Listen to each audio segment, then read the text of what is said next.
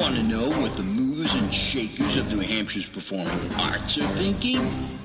Welcome to New Hampshire Unscripted with your host, Ray Dudley. Tell me all about you. Give me some background information about how you got involved with, I'm going to say theater. I mean, there may be other things you do as well, but what brings you to where you are now? Well, it's very funny because I went to Concord High here in the 70s, in the early 70s, and there was almost virtually no theater here at all. So, and it's kind of odd that of high school theater, I would go and see things at Bishop Brady, which at the time had a very lively program. Bob Stewart and Father Goodwin were very instrumental in keeping their program up and doing lots of musicals. Even in the summertime, they would have a Brady Alumni Theater, which many people in town are very aware of. And we spoke to someone yesterday, and she said, "Oh, yes, I remember doing those fondly." And so that's really the only place I would get to see things. I never saw my first professional show until I was about 14 or 15 in Boston. And it was a tour of Canterbury Tales, the musical, if you can imagine. Was a little, blue for the time, but it was kind of delightful. A long way from then. As well, yeah. But I immediately got into it because I was collected records and things. I had part-time jobs, and I really loved the musicals of Stephen Sondheim, which were just kind of clicking in at that time. And there was like Company and Follies. And when I was in high school, I got to go to Boston to see the tryout tour of A Little Night Music before it went to New York. And the scores made a huge impression on me, and I did get to go to New York before I turned 16, and I saw Company and Follies on Broadway in the same weekend, which was like blew me into the stratosphere. It was an overwhelming introduction into what theater could do. Follies especially, which everyone that remembers that original production was just kind of completely blown away by. It was very much like Fellini crossed with Who's Afraid of Virginia Woolf and the Ice Capades while you're at it. It was quite overwhelming. And it cost so much to put on. There were so many people in it that it never made its money back. But it is a legendary production, and people still do Follies. So after that, I did go to Emerson. I didn't graduate. The courses things that made the most impression were I was in theater education, where I got a background in teaching and directing theater. I never really ended up teaching it. I kind of changed courses. And what year was that? Midstream. This would be like mid-70s, 75, 76, around that time. And but it was I learned a lot about directing and producing at school. But then after that, I came back to this area, and then I moved to L.A. when I was 28. My writing partner from Emerson had moved there. On spec, we wrote, TV scripts and movie scripts, none of which took off. He on his own did a lot of, he sold scripts in terms of getting options on them, in terms of selling them, and then things never would get filmed, things like that. There's a lot of that going on. Development hell, so, and he was a terrific guy. His name is David Church, and we're still very much in contact. But while I was in L.A., I was in the professional backstage union in the box office branch. So I was in IATSE and worked at all the professional theaters and box office, at the Pantages, at the Schubert, and at the Music Center. I worked at the Hollywood Bowl for, I think like 9 years in the summertime, which was an incredible experience. You would work your day, and then at 7 o'clock, you might be tired and want to go home, but, Ella Fitzgerald was going to appear on stage in like 15 minutes, and I would just say to myself, I don't care how tired I am going in, Wow. I mean, I saw Sarah Vaughan, I saw Ella Fitzgerald twice. I saw Tony Bennett, I saw Henry Mancini, I saw John Williams many times. It was really phenomenal. I mean, people like Miles Davis and Nancy Wilson. I mean, those were like life-changing experiences to see them perform in a crowd of 18,000 people. So it was an amazing place to work. It was like going to summer camp every summer. And I started out doing little 3-month things, and then by the time I left it, I was working actually 9 months of the year at the Bowl, doing preseason and postseason tickets and for special events. And then I transferred to the LA Opera, which was interesting because my brother was a dresser he was also in IATSE, and he was in wardrobe, and he dressed all the 4 Phantoms in LA for the entire 4-year run. And at times I was in the box office. We were working in the same theater, and that also happened when I transferred. I worked at the LA Opera for 2 years. And our box office was under the basement, under the lobby of the Dorothy Chandler Pavilion. There were no windows in there, but not glamorous. But so let me stop you right there, just for a second. Yeah. So while you're doing all this in LA, is this cementing in you a deeper love for a branch of the performing arts, or just are you all of a sudden saying, you know what? I don't want to act. I don't want to direct. I want to do something, or I do want to act, or I do want to. Did it do anything along those lines? Well, I was really kind of feeling out different aspects of it. I was continuing to write, with my writing partner. I would occasionally get into doing graphics and a little set design. I can understand the excitement locally, especially for the Hatbox here, because that's what we had in LA. We had, I must say, probably 150 storefront theaters. Oh my God. And the system was called Equity Waiver, where actors who were members of Actors Equity could perform for a limited basis in these storefront theaters. Now, it might be only for a span of 6 to 10 weeks, and then the producers would have to increase whatever small salary they had to a higher level. So the runs were limited, but we saw amazing things, many things that would develop and transfer to a small professional production, go into regionals, and then, go around the country. Some things got picked up for films. People like Del Shores started there.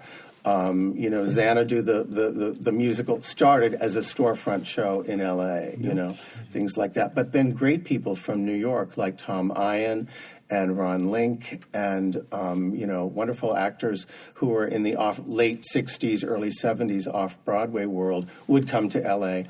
A lot of people from musical theater would move to L.A. for kind of an easier life and hoping to be on sitcoms and get commercials, etc., many of which did. And but it meant that you had a very active theater life. I ended up actually co-writing and co-producing a musical in Los Angeles.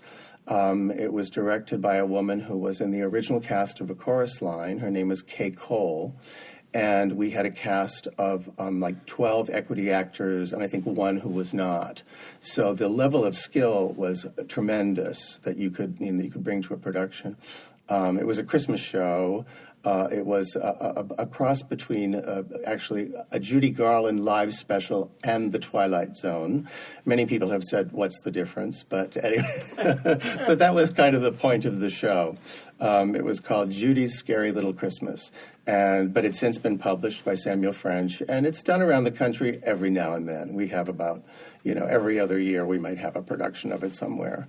First of all, congratulations. Yeah. Oh, thank you. Yeah, because that's quite a star. Well, it was the biggest thing. Yeah, it was the biggest thing that ever happened to me there. Anyway. Yeah, so you get royalties from that? I do. Yeah, not a lot, but sometimes enough for Christmas presents. So that's impressive. Yeah, it was fun. Like 3 years ago in Seattle, there was a full professional production, which was much bigger than the one that we had ever done. And I wish I had flown out to see it because when I saw the pictures, I was blown away. But every now and then it turns up. Anyway, but that was that. So that was really that was one of, I think, my most amazing experience in theater I ever had in terms of teaching me. basically, when you learn what you don't know. And I learned a great deal of what I don't know. That's a good point. There were things I thought I could do. And when you're working with professionals, they expect it on Thursday and they expect it wonderful. And they have a right to do that. Mm-hmm. And being in, some high school and community and storefront theaters, things are sort of okay, and somebody will get them to it. It'll all come together. Professionals don't deal on that level. It will come together. Yeah, Yes, it will. It will. Yeah, it's just going to be there. That's it. Whatever. So that was a different place to come from, especially since our show had special effects and was very technical and. I designed the set and the lights and it took on far too much, whatever. But it was a great learning experience. When you were in Emerson, mm-hmm. did you do any film work, or was it all theater? No. There was a film department. We did some film study of things, but no, I was interested in filmmaking, and I would read about it, and I would make little Super 8 movies and things at the time, but I never went beyond that. And when I was writing, we did write some screenplays, but they were, I think, still kind of spoofy and more attuned to things that I liked in theater. So, is writing still a passion of yours? Well, it is. I just find that I have very little time for it, and I'm looking forward to that. Hopefully, I will, in a year and a half, I'll probably go into a part-time work situation where I will have additional time for that. But at the moment, I don't. And I've also been doing, since I came back to New Hampshire in 2004, I was in LA for 20 years. People say, how did you do that? Well, the last 10, I actually lived in Pasadena, which is not really LA. Pasadena is actually a really nice place to live. So, and it's only like 12 miles from downtown LA, but it doesn't feel like it at all. When you go there, you feel like you're in a nice, different place. So I enjoyed that. Mm. But when I came back to New Hampshire in 2004, I started doing a tremendous amount of theater.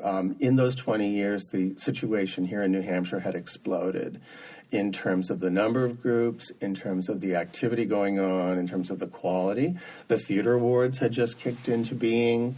The diversity in the types of original plays that people write, the chances that people are willing to take, all of that had just grown exponentially during those years. And so it was fascinating to come back and see how things had changed, especially right here in the capital region.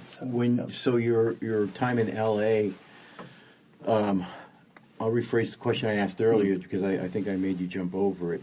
Did you now acquire a desire or a better feel for a direction you wanted to go in personally? Did you decide, once you came back, you're like, oh, you know what? I'm in New Hampshire, lots going on. I really began to love directing, or I really began to love set design, or something like that? I think that I had never really, I've always loved set design, and that's where I kind of started out. Really, even as a kid in junior high, I actually would find out what play are the community players doing, and I would go and read this play script on my own, design a set on my own that I would never show to anyone. I mean, I know that's very strange. Yeah, exactly. We didn't have this kind of encouragement. This was not something that happened in our family. You'll go to work, whatever. So, yeah. So no, I want to design a set. No, that was not. Yeah, I think my dad. By the time I was like 15, he kind of kicked into it. He'd go, oh, okay, this is not going to change. So he would give me $5 every Sunday and buy the New York Times so I could read it, whatever, and see what's going on. But we didn't have, I was not driven to classes or lessons. There was none of that. So, Anyway, so, which is interesting because it really, but on the other hand, we did have the freedom to explore things and go places and, as we all know, it was a different time. But, I really wanted to get more into set design. And when I came back to New Hampshire, I was able to do that I can't even look at the number of sets I've done in the past, 16 years since I've been back here. It's been amazing. Can we talk a little bit about set design? Mm-hmm. Because I'm not a set designer. Mm-hmm. I know nothing about it. So when you look at a play, do you have your own style, or are you fairly wide open and say, well, I can adapt. I can be minimalist here. This one needs to be very extravagant, or do you see something different? What goes through the mind of a set designer when you read a script? Well, there's so many ways. There's so many ways and so many things you need to have first before you can approach it. I love reading plays. I love thinking about how they tick and how they work, what the style might be, what the author's message is on the surface, and what the underlying message is, what the subtext is of the whole piece, what you want the audience to feel as they're watching it, and what you want them to take away. And then you start to get into the practical things. How much money is likely to be available to make something happen, whatever it is. What does the space look like? What are the positive things about the space? What are the limitations of the space? How does the space relate to any direction you might want to go in with this play?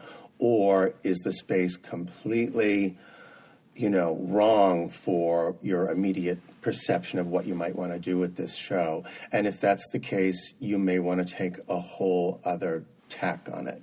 I directed and designed about 9 or 10 shows over at NHTI in the Sweeney Auditorium, which was a fascinating experience. And I did it over kind of a long span of time. I did a few and then a couple of years off and go back and do a couple more, that kind of thing. And so I got to see some kids growing up and then disappear and have a whole nother gang of kids and whatever. And they kind of let me pick any play I wanted as a director, and I would direct and design it, whatever. And there was a limited amount of money, but not a lot. But it really is a lecture hall with a big movie screen. And the stage area on the lecture, up in front, is basically, it's 33 feet wide and 10 feet deep. Oh, my God. So it was fascinating, but we were, we kind of, we didn't really have wings on the side. We had a closet on each side. So since the stage was so wide, I thought, well, I can build that out a bit and make a little wing on either side and have an offstage area, And I could do that in the style of a show, So I would do something like Psycho Beach Party, and I would make like surfer beach huts on either side of the stage with grass, skirt entries you can walk through and surfboards stacked up in front of a picket, fence and things like that, of a stockade fence, and everything was all, driftwood colors, and it was a hoot, and people say, oh, there's the big movie projector. Well, you can put the screen away, and there's just a black curtain, but behind that, there's a chalkboard and a wall, whatever, literally 3 inches away. So, but I thought, I'm going to use that video projector. So for a play like Psycho Beach, I thought, I'm going to make these big catamaran sails and sailboat sails in different shapes and just have them very stylized against the wall in a very kind of 60s look in slightly different pastel colors. And on that, we'll project like backgrounds, or between the scene changes, we'll have Beach Boys music and different surfer pictures projected, or, there were horror movies blended in with the, it's a whole campy thing, Yeah. And like a John Waters Nightmare, by Charles Busch. Actually, I think it was the New Hampshire premiere of that show we did. And then Ghostlight did it a little bit later, but NHTI was the premiere. Anyway, so... you can, with imagination, you can take the negative elements of a space and use them to your advantage. And I think it's important to go, not only what they, you go, oh, they don't have this. Well, what do they have, They may have something that there's some way you can turn that around and use it as an advantage. Another thing we sort of learned over the years at NHTI is the audience out, if they're in a kind of a proscenium auditorium setting, they don't have much sense of depth perception as far as what is on stage. So you can pretend something is, 8 feet back when it's really 3 feet back. They don't really know the difference, Isn't that how Houdini hid the elephant? Maybe. Something like that, yeah. But I think...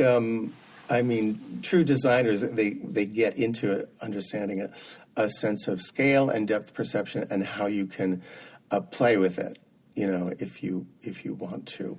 And we discovered that together at NHTI over time that, if you can, it's not a matter of squeezing things in, but it's a matter of cutting things down. And I really would go through, I did The Skin of Our Teeth there. And the kids, first of all, it's such a strange play. Yeah. And it's funny, to look back at that play and go, it was a staple of high school productions in the 50s and early 60s. And it's such a frickin' strange play, when you, on the surface it is, But if you get into it, it really, at the moment, in fact, it's extremely contemporary in terms of issues that it raises, I mean, climate change and political upheaval and, all these things going on, the end of the world, the extinction of animals, it's all there, the development and change of the American family or the family in general. It's a wonderful, wonderful, wise and very witty play. But we were able to go through it and pare it down. Oh, first, I have to say, when I brought this show to the kids, they went, "What is this?" They were like, "Is this like some Jim Weber bucket list show or something?" I said, "Yes, it is." So we just proceeded from there. But I have to say, by the end of the process, they loved it. They loved it. They had a terrific time. And anyway, but we pared it down to the absolute essentials of what it needed to have. And we were able to do it very simply, extremely effectively, and it came across, and this 3-act play that is, close to 3 hours long, just moved. It just moved. That's impressive. And it really, the audience took away a great deal from it, as did the students, as I said, who are, and it really, it's a student union function over there at NHTI. So they're really doing it to have a good time, whatever. But it was great to do plays that did have a message, that brought something to the audience. I was able to do The Last Night of Ballyhoo over there. Mm-hmm. And I don't even think I had like a Jewish student in the cast. Didn't matter, I brought in some friends who were able to teach us about, the rituals and things that were essential to the play in terms of the traditions and the culture. And the message came across tremendously in that play. So you were directing and doing set design at that Yeah, point? but as I said, set design sort of, since it was so minimalist, was really a fairly easy thing to do. Since I've come back in this phase, I don't think I've never really directed a play with someone else's set. And I think it would be hard for me to do. Oh, really? Because once I read the play and I start to get concepts and see how it comes alive for me, it's hard to put it into someone else's set. Mm-hmm. Now, we'll get into Some Things Afoot, but I was asked to be a co-director after the process had started. And I know Stephen LaJoy designed it and is the other director, is the other co-director. It's his pet project, and I came in to support him as a co-producer on it. And but I know his designs and I know his work, and I thought, I can completely work with that. So let's back up just a little into the process. At some point, you are actually a team member as a set designer. There's a director who carries the large picture. Yes. And there's a lighting designer and yourself. I'm guessing that's the 3 largest components in costumes. Mm-hmm. So is it difficult to have a director sit down and say, look, here's my vision? And then, because you have to match that, right? I mean, you may have your own idea, right, but ultimately the director is the one who says, no, we got to get rid of, like, that tree or, right? I guess I find in community theater especially, which is really where most of my work is done, and educational theater. Anyway, but in community theater, people, because a vision sounds visual, most directors they go, bring me your take on it. Okay. And then so you become a professional in that segment. Right. And the truth is, by giving so much, at least in the initial stage, leeway to bring a visual concept in right at the very beginning, you can almost, you have a great say of how the show is going to come across and be directed, because your concept gets totally wedded with what the director's will be, and his vision will get wedded with yours, because he'll go, oh, I love this, and I hadn't thought of that. Now he takes that into his vision, and therefore something that you created is now part of what he's doing. So you can bring in a model or a drawing, and that gives him a framework within to work and create his ultimate final piece. That seems to work most of the time.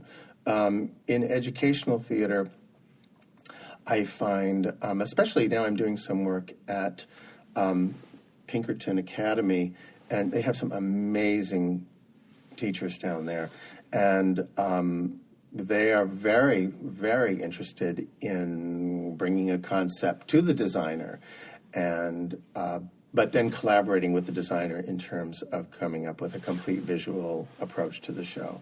So they're very open, but they don't usually say, well, just show me what you have, whatever, which I do find in community theater. Yeah. Would you say that there's one important aspect? If someone said to you, Jim, what's the most important thing about a set design before you ever put a pencil to a piece of paper? This about set design you need to know. I think that's very hard to answer, because I think so much of it goes back to being able to digest the writer's work, the play, the drama, what you have on paper from the author, the playwright. I think that without that, a very rich understanding of that, it's impossible to have options.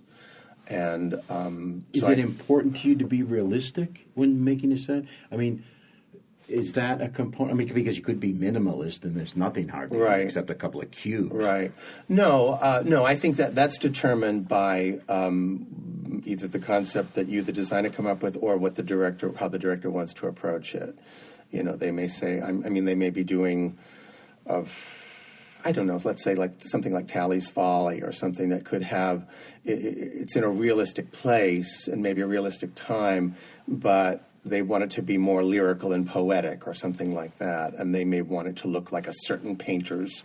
They may bring in paintings that they think relate to that, or photographs of a certain era, and that kind of a thing. And that can give you a way into a visual approach.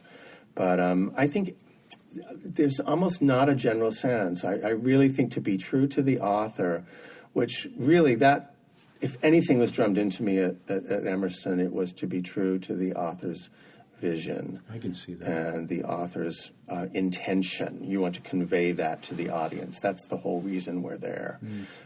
So that kind of, not just respect, but understanding and appreciation, and really the whole experience is, making their intentions come true to the audience. Do you recall the most challenging set design you've ever had?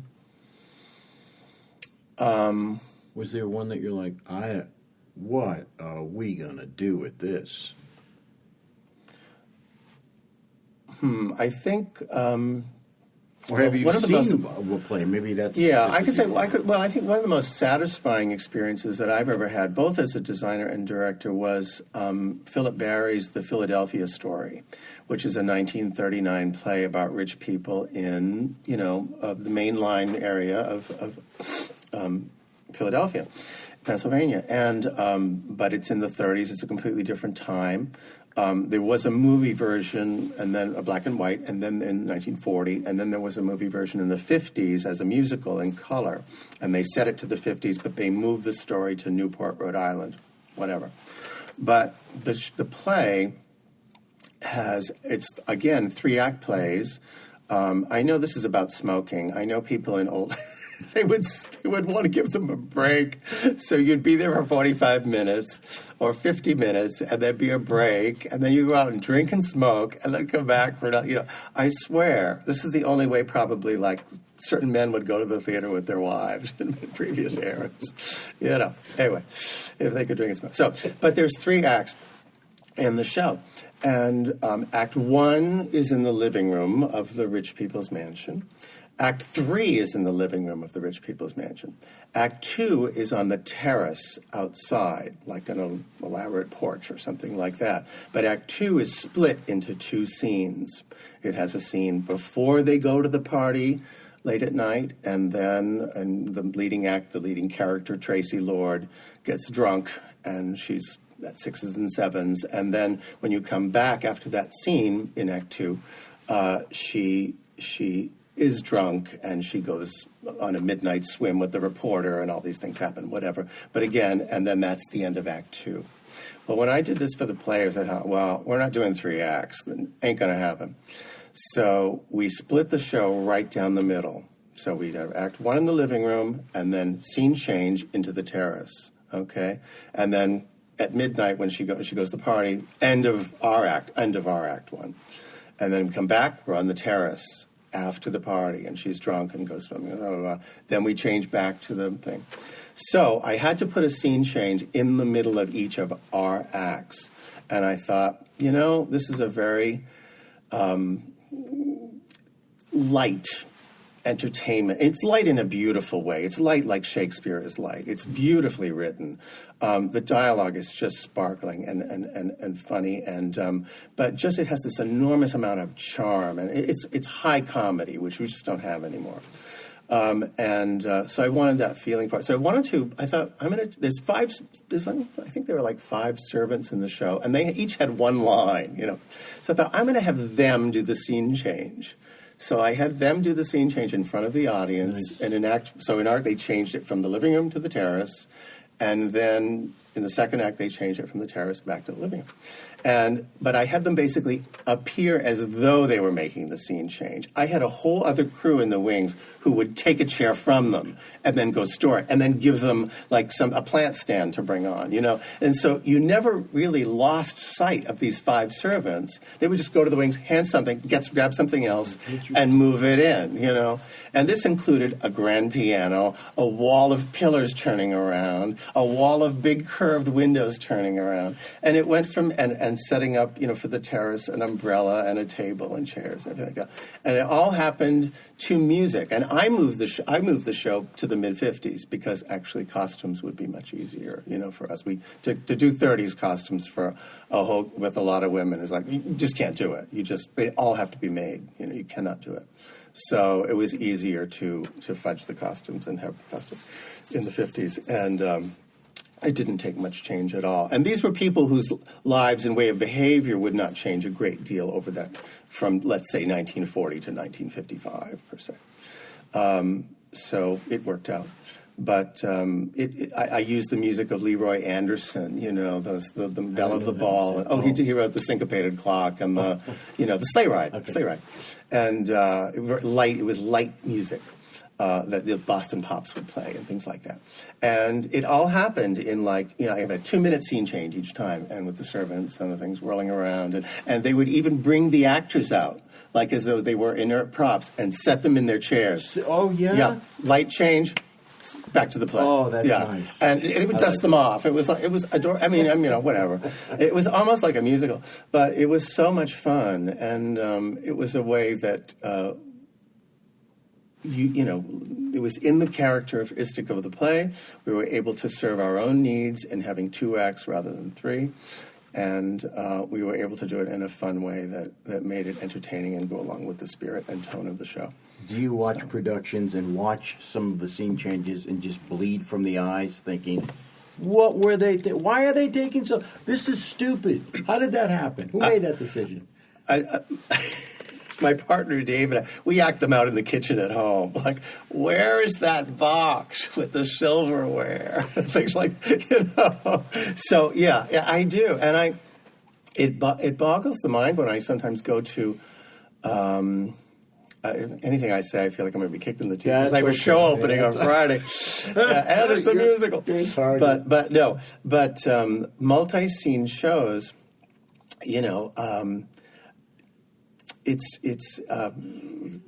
have to, these days, obviously you go see a professional show, it is seamless. The lights come up, the show starts, and nothing stops until the end of the first act. Nothing stops. There's always something happening on stage. And you have to solve that same problem. If you don't use the original set designer's plans, you still have to find a way to solve it. And you can look at the score and go, oh, okay, from scene 1 to scene 2, there are 12 measures of scene change music. And then from scene 2 to scene 3, there are 28 measures of music, and you can repeat this little section. Okay, so you kind of go, oh, the first scene change is pretty quick. The second one, I have a little more leeway. You have to think about that as a designer. When you're doing a musical, it's not only the script that is your source material, the music, the printed music itself. You have to investigate and go, how much time do I have here? And then you can go, okay, the scene 2 there, what's a quick change, that's like in a little tiny office where there's just like a chair and a window or something like that.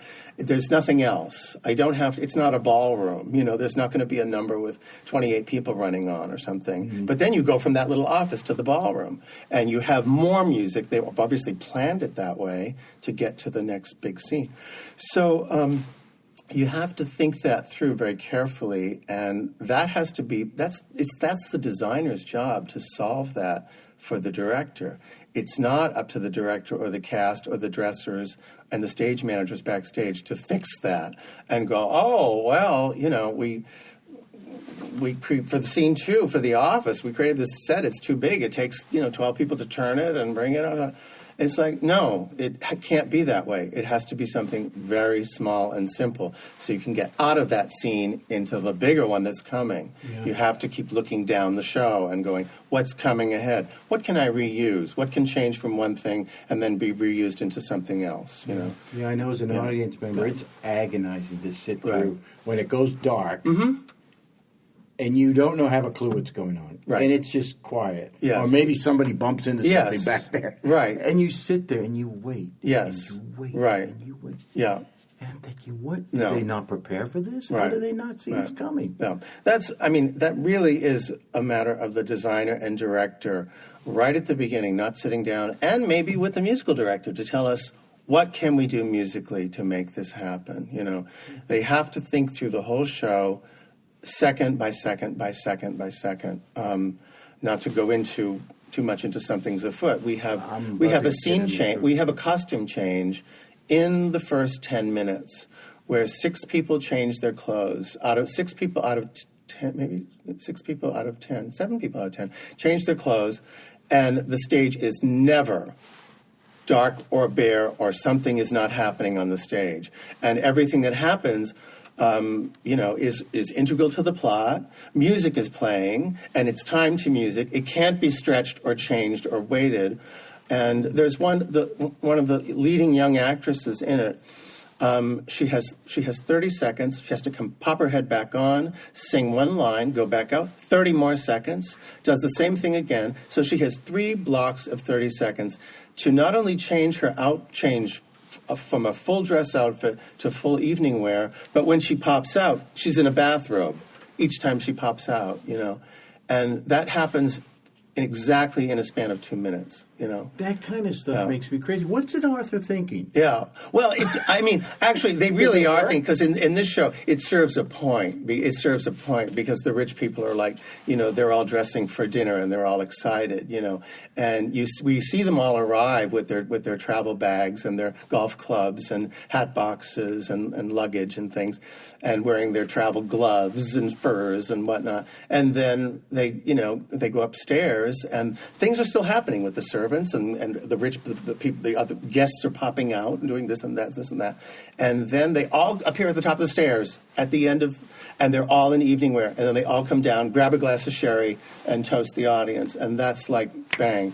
The whole number is like 8 minutes long, but it's a riot, and it's funny, and it keeps the plot going, and whatever. And they're changing at the same time. So. Well, that's very interesting. Yeah. Very interesting. So let's get into Something's Afoot. Right. First of all, when does it open? Something's Afoot opens Friday, May 3rd at the Concord City Auditorium, and it plays Friday and Saturday at 7:30 and Sunday the 5th at 2 o'clock. Okay. Right. And you came in when? I came in at the beginning. Stephen LaJoy was chosen to direct it, and he had approached the players with this a number of years before, and he had a pre-made set design he'd already done. He had the model even, He's an incredible builder. He is just a genius. I mean, like, speaking of movies, a movie of him building the set, he is like this whirlwind in the studio, and you look out because, things are flying all over the place, and it's very dangerous, actually, but he's incredible as a director and as a builder and designer. So I came in saying I would like to produce it. I wanted to I don't know what I was thinking. What was I thinking? I don't know. Because we always joke at the players when someone comes in new to the group, we go, would you like to produce a musical? It's kind of like, yeah, exactly, drawing them in. It's fascinating, and I certainly have more appreciation for all the work that they do. I have produced before, but this was a lot. And my co-producer, Alwyn Fine, has also produced for a long time at the Players. And she knows so many of the ropes, especially in dealing with the facility, with the City Auditorium. So that's was her section of this. And she's had a little injury, so she's unavailable at the moment. But anyway, we have wonderful people filling in. But so I came in at the beginning, and I said to Steve, I would like to produce this and just make it smooth out the road for you and do what I can. And, and he said, you don't have to paint or do any set dressing, or he said, you don't have to do any of that. But it's kind of like, looking back at that, we go, how I am. Yeah. You know what I mean? So it's like, I wouldn't be happy, so it's a lot. But anyway. What have the challenges been for you at this point for the production? I think the challenges are, and they are challenges that are facing many, many groups. I don't think players are alone, but it has... The challenges, I think, are getting tech support, getting, enough building help, getting enough painting help, getting people to work backstage, things of that nature. We actually, on this show, have been extremely lucky. I have not seen as dedicated, committed a cast to a production. I think everyone in this cast has been in at one time or another, not just to move the set on moving day, but to come in to paint and build and construct, giving up, beautiful spring days on Saturday and Sunday to come in and work. Coming in weeknights, even we had a Tuesday night was a tech night for us. The set was so big. The set is a full 2-story, 16-foot-high set. It's gigantic.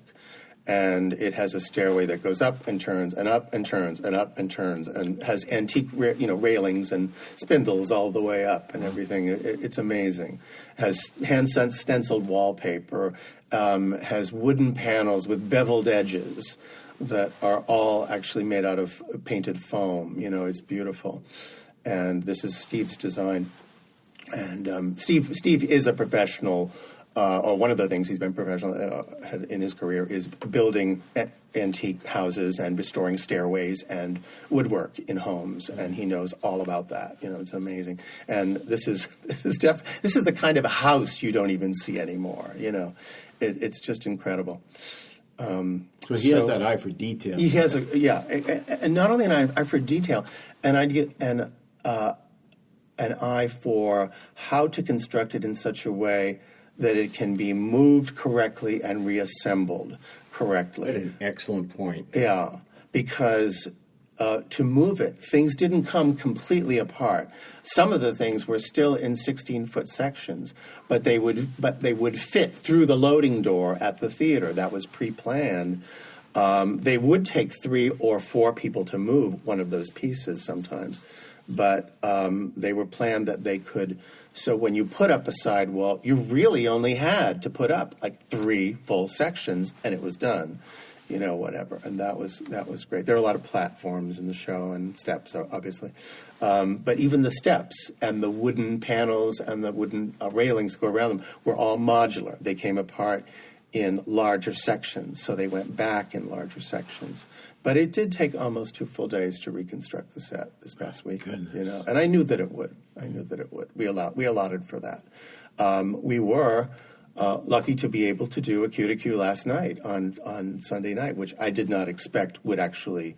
I knew that it was a possibility that it could not happen, but it did. So that was good. We had the orchestra come in on Sunday afternoon and sit and play through the score with the cast in the lobby of the theater while construction took place on stage.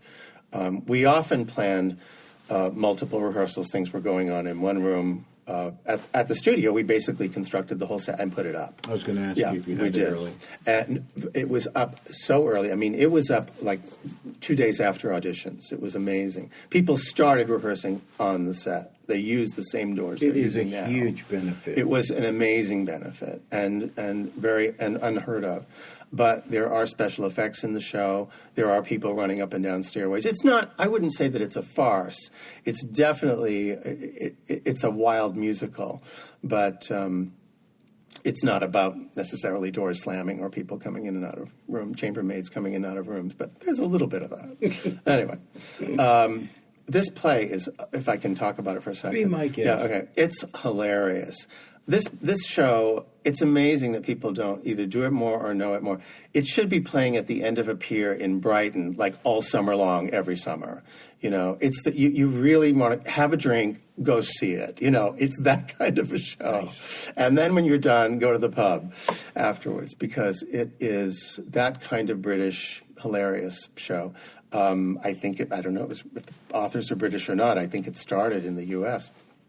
But Something's Afoot is a spoof of Agatha Christie-type stories, specifically, And Then There Were None, also known as 10 Little Indians, where people go to a house on an island and there's an electrical storm and the power goes out and someone gets killed and then another person gets killed, another person gets killed. So beyond that, I can't say too much without making spoilers, But... there you have it. But you have all the typical stock people that they have, blended together. And they would be like the retired military man, who's a bit befuddled and has a suspicious past or a curious mystery past.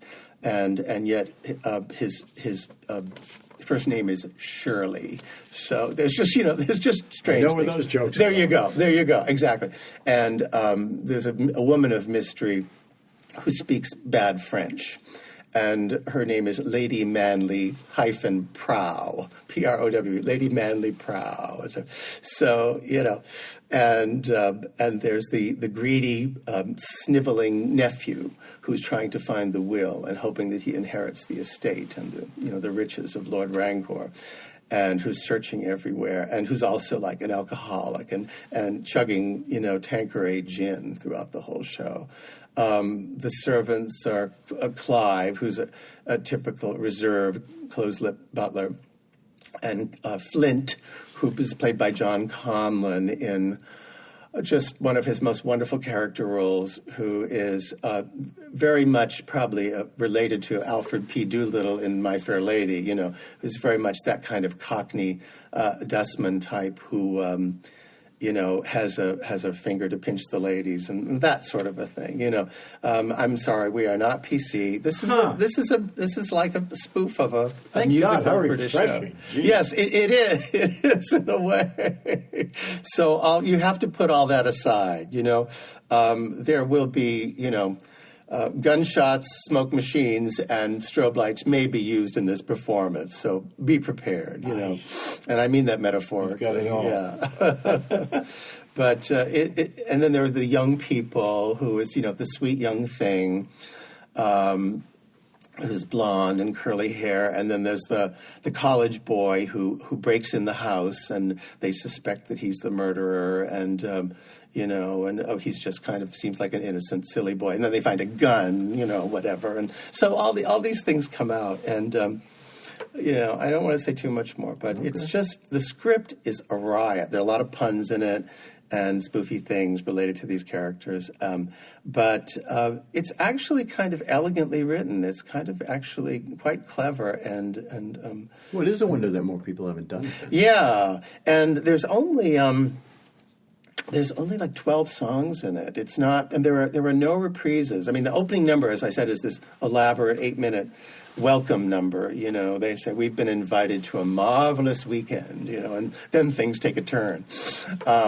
But all the other songs are like 2 minutes long. They're not longer than that, and there's no reprises. It's just you just go through the numbers, and all the numbers are like upbeat British, like pub songs almost. They're almost like supercalifragilisticexpialidocious. You know, they all go 90 miles a minute. The lyrics are like Gilbert and Sullivan.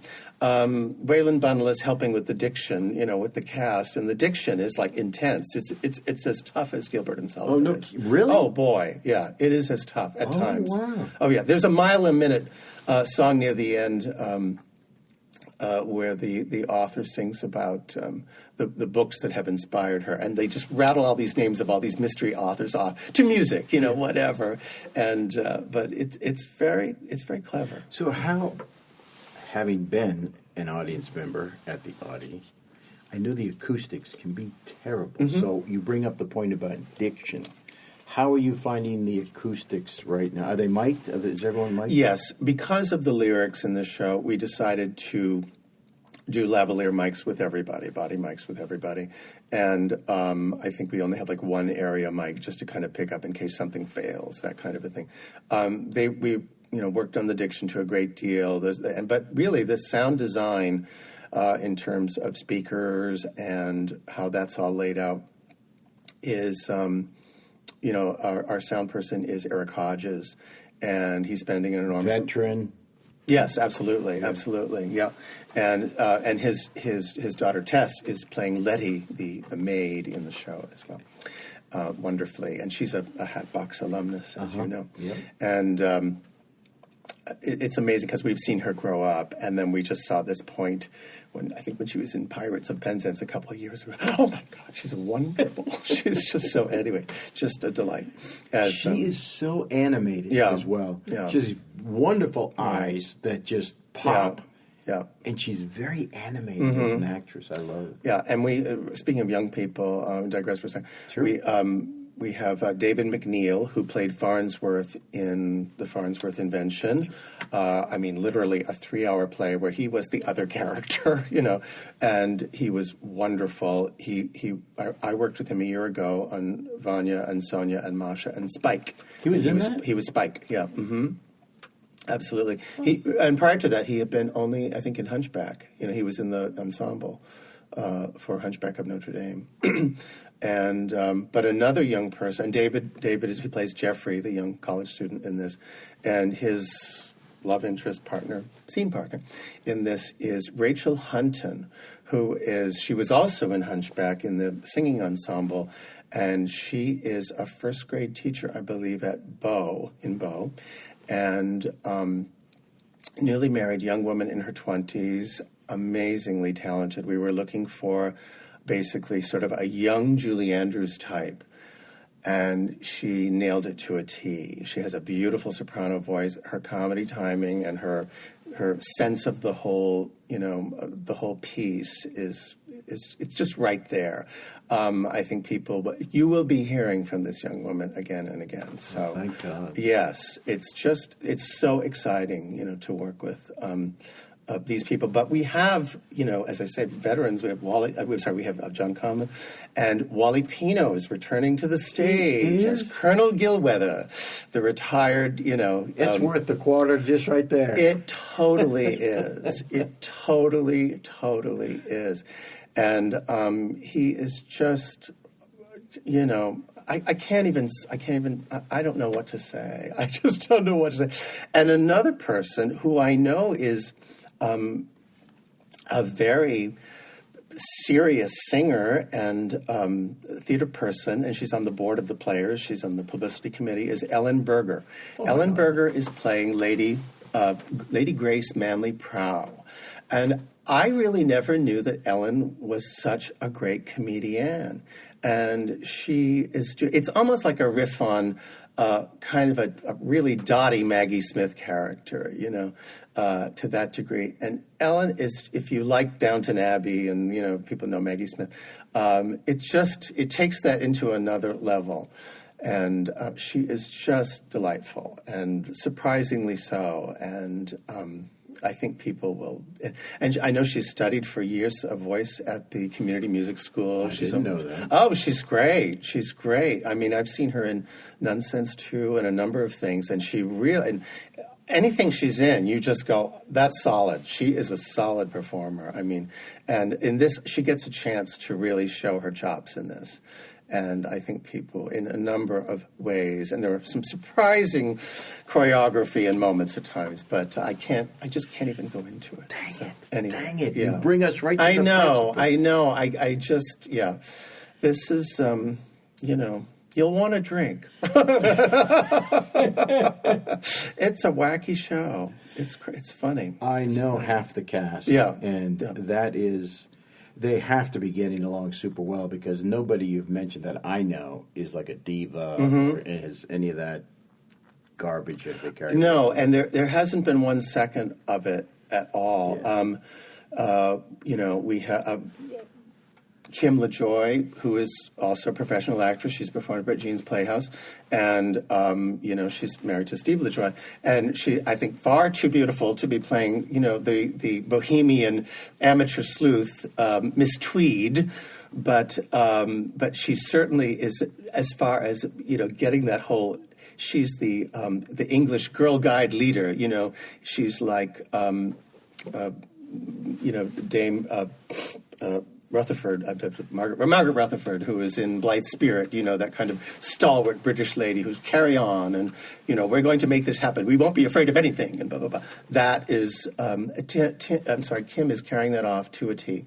And she's just an amazing, and also she has 4 numbers, and her diction and her, characterization of this very bohemian, dotty English character is just so funny and spot on. And she's the one who tries to get everyone to follow her path of solving the mystery. But sometimes, you just wonder, maybe perhaps she's trying to deflect, suspicion away from her. Well. Kind of thing. So don't give anything I won't. I'll just drop that in there. But this is an excellent mix of veterans and new people. I say new people. I don't know really how much they've done, but I know that the folks who I know have done a lot of theater. They have. So this is a great amalgamation of old and young. Yes, it really is. And I think, I can see that already, that the younger people are thrilled to be working alongside Kim and John Conlon and Wally and, people that have so much to give, and teach them just by being in the process with them. That's educational in itself.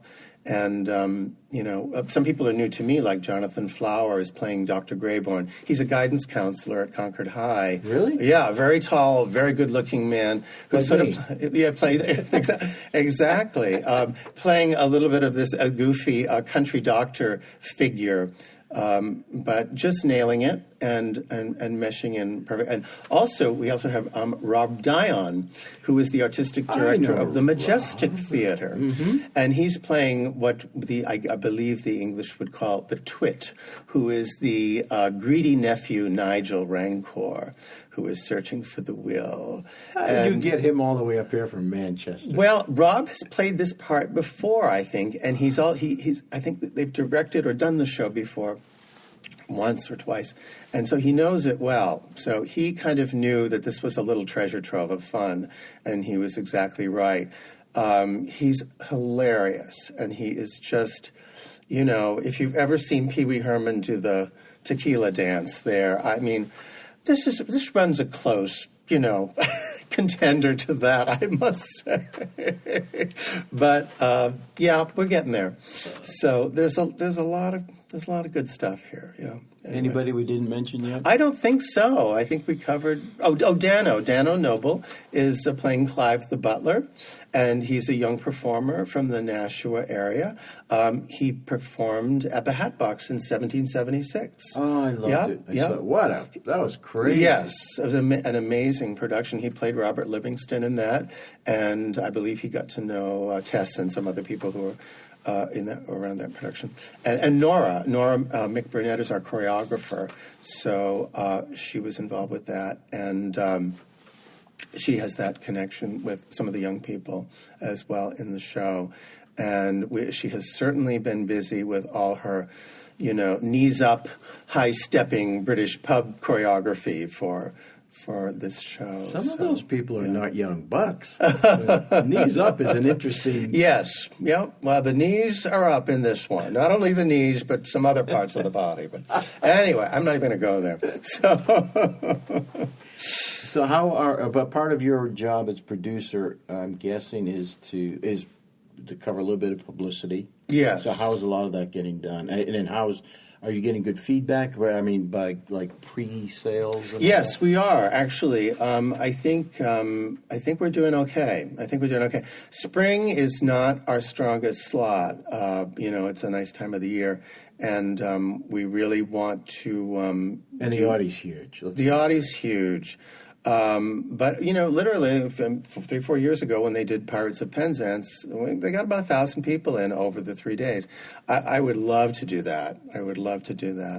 But we're really clipping along, which is good. We have a publicity committee of 4 people at the Players, and Greg Fisher made a video for us. I think we were kind of smart in getting our production photos taken early on. Since part of the set was done, we did the photos right on the set, and a wonderful professional photographer, Michael Von Redlich, came up from Manchester, and we took all these professional photos right on the set, and we had them by April 15th, which was good. And so Greg Fisher got to make this little funny video with 1930s music, which is on YouTube or it's on the Players page, and it's getting posted around. It's very cute. It's just still photos, like a little slideshow thing.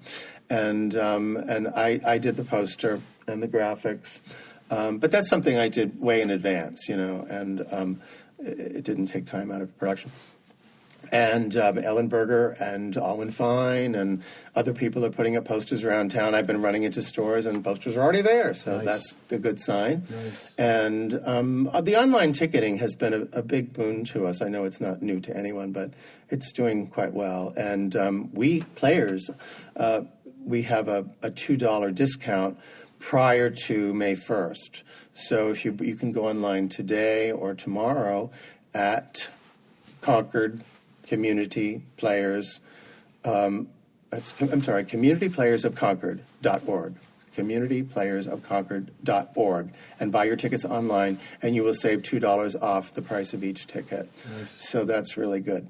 And some people got mail flyers out, and if they send those in right away, they'll still honor that price. So, nice. And you can pick your tickets up at the window when you come. So it is doing well. I keep noticing I check on the little screen at night. Yeah, I bet you do. Yeah. It's hard to stay away from it. It is hard to. I know, yeah.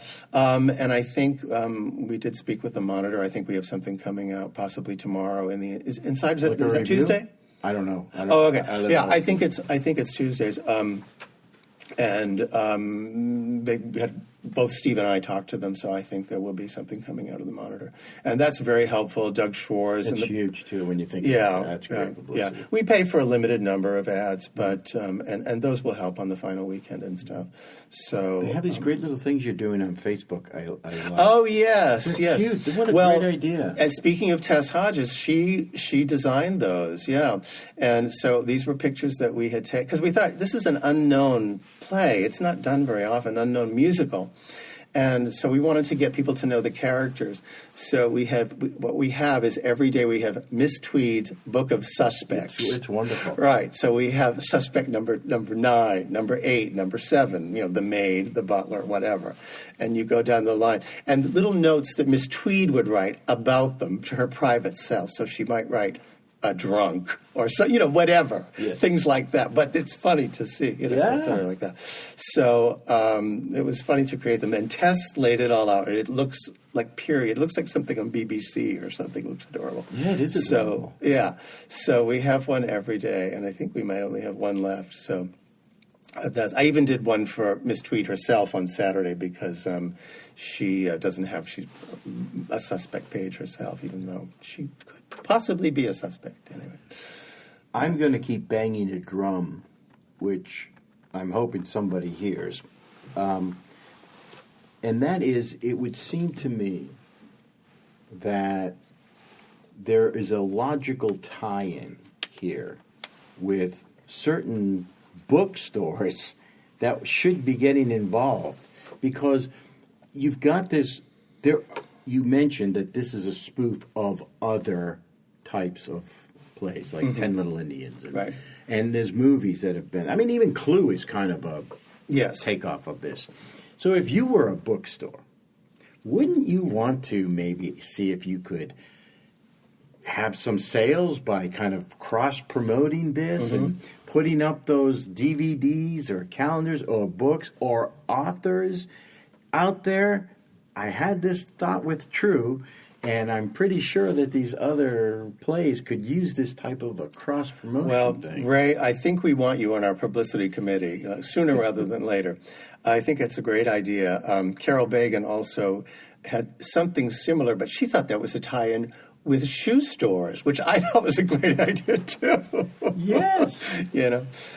Anyway, but maybe it's a matter of thinking outside the box. But we've got this little community of local businesses which could be helping each other and cross. I mean, I actually wanted to do chalk outlines of murder victims on the sidewalk in front of the State House, but I thought I'd get arrested. Oh, that's funny. You should do it though outside the Audi or something. Right when they walk in. Yes. That's perfect. That's a great idea. Yeah. So we kind of stuck to our traditional things, but we did do them, and I think we were smart to get our pictures taken early, and that really helps. And it really, I mean, as a producer, I wanted to schedule in the picture taking. And also we're doing posed pictures at the auditorium really early, so we will have them for show weekend. So when you look online, you're not seeing a picture of a rehearsal, you're seeing a picture of what the show really looks like. That's nice. And that's really nice, especially because, the lighting design, that's a huge part of what the show looks like.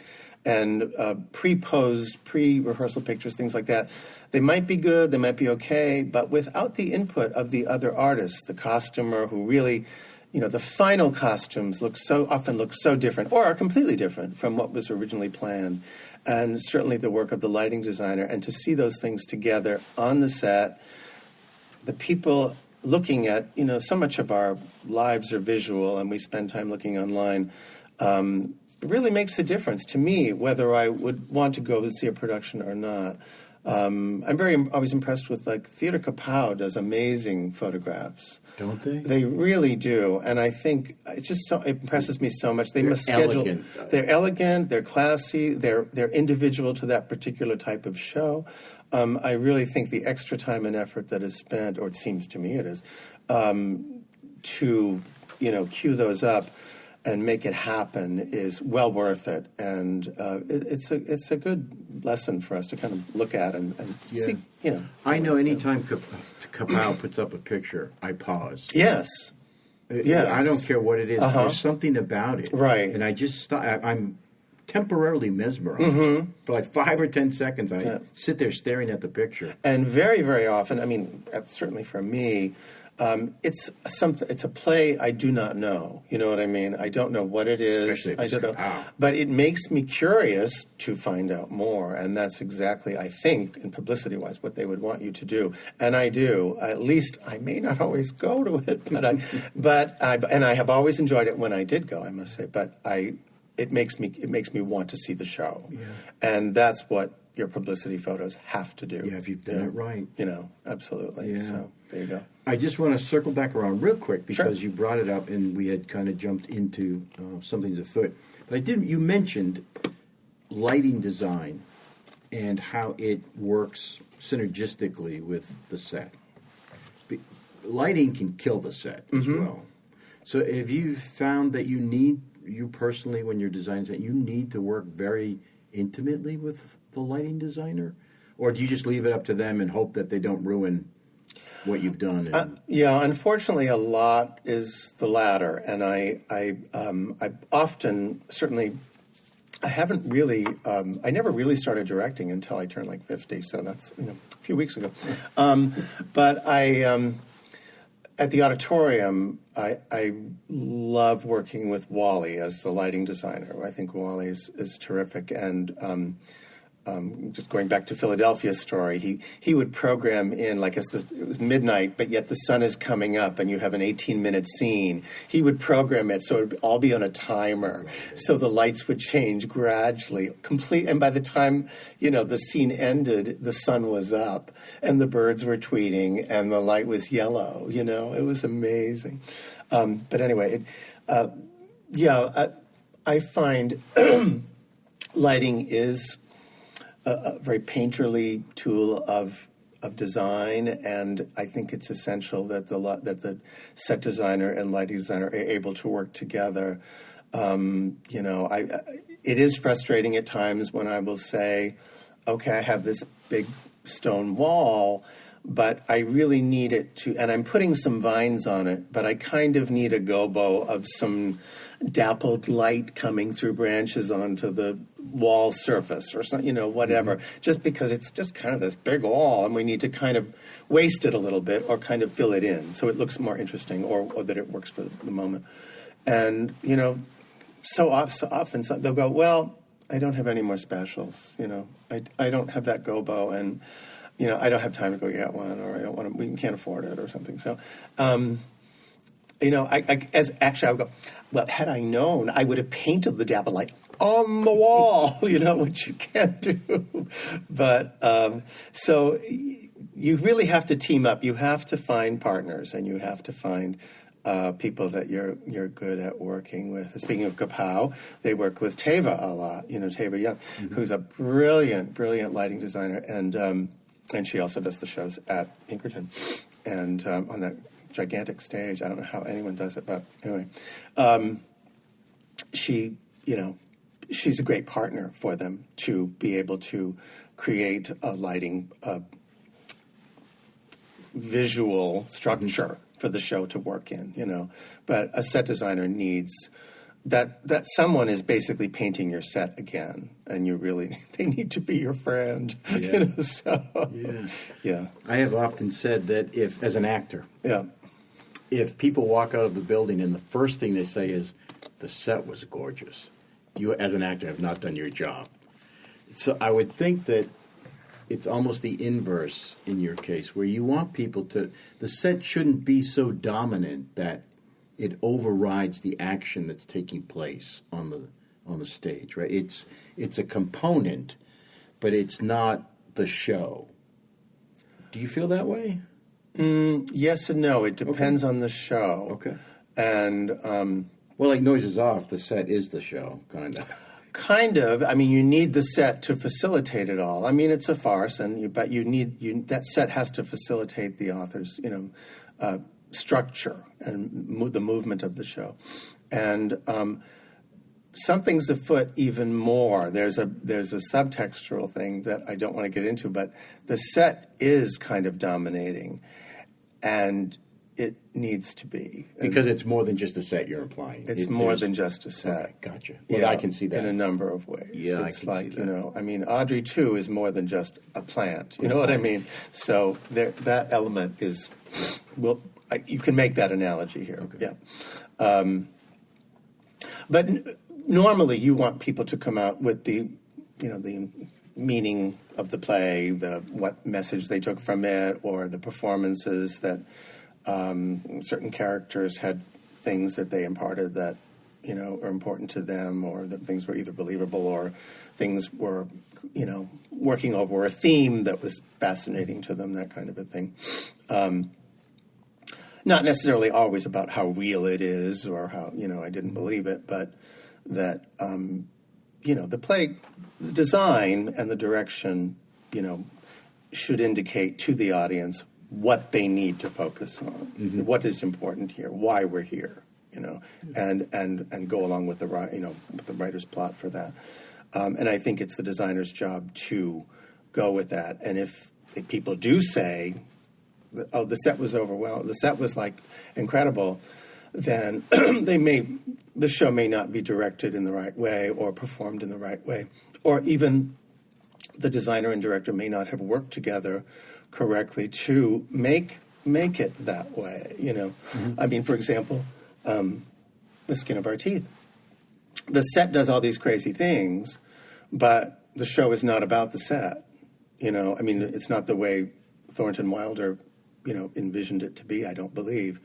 You notice those things, but the meaning of the scenes and the the messages of the scenes and the play are far more important, and why we go from Excelsior, New Jersey in 1905 to Atlantic City, and then we go to there's a scene of Noah's Ark, and then we go to, the end of World War III. And, why does all this happen? Within the same play. Why is the Ice Age happening in Excelsior, New Jersey? And so, there's a reason for that. But the designer and director need to work together to put those messages together, Yeah. Anything we didn't cover? I think we're okay. No, this is... I sound a little exhausted. I'm not used to doing musicals. I've been saying at home, musical comedy is going to kill me.